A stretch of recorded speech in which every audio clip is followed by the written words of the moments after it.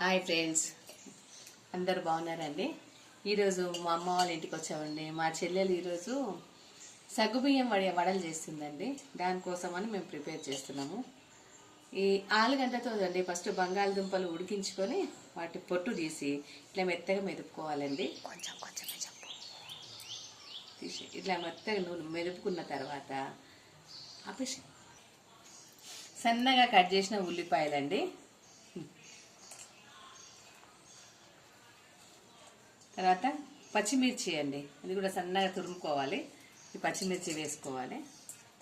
కొత్తిమీర పుదీనానండి, అది సన్నగా కట్ చేసుకొని దీంట్లో వేసేసుకోవాలండి.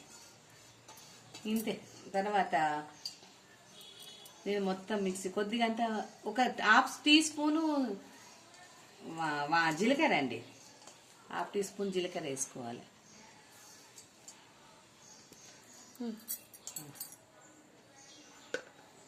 ఇది కొద్దిగా మిరియాల పౌడర్ అండి, మిరియాల పౌడర్ యాడ్ చేసుకొని మొత్తం మిక్స్ చేసుకోవాలండి. ఉప్పు వేసుకోవాలండి, 2 టీ స్పూన్స్ ఉప్పు వేసుకోవాలి. సరిపడా మన రుచికి సరిపడా ఉప్పు వేసుకోండి. ఉప్పు వేసుకున్న తర్వాత మొత్తం మిశ్రమాన్ని ఈ విధంగా కలుపుకోవాలండి. ఇంత ఉప్పు వేసుకోవాలి, మనకి ఇష్టం అండి, చూసుకోవాలి. ఉప్పు వేసుకున్న తర్వాత మొత్తం మిశ్రమాన్ని కలుపుకొని ముద్దలాగా చేసేసుకొని తర్వాత 1/2 కప్పు అండి, హాఫ్ కప్పు కంటే కొంచెం ఎక్కువ శనగపిండి వేసేసుకోవాలి. ఇలా శనగపిండి వేసుకొని మొత్తం మిశ్రమాన్ని కలిపేసుకోవాలండి.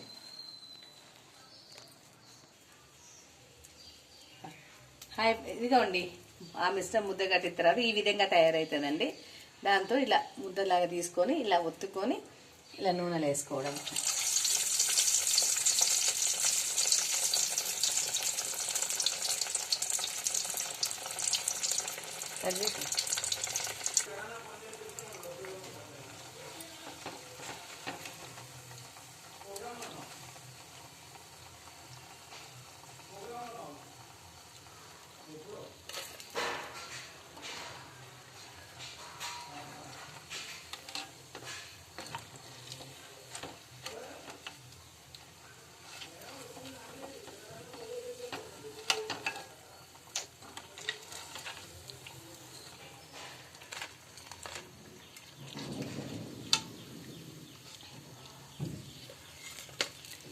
సగ్గుబియ్యం వడలు రెడీ.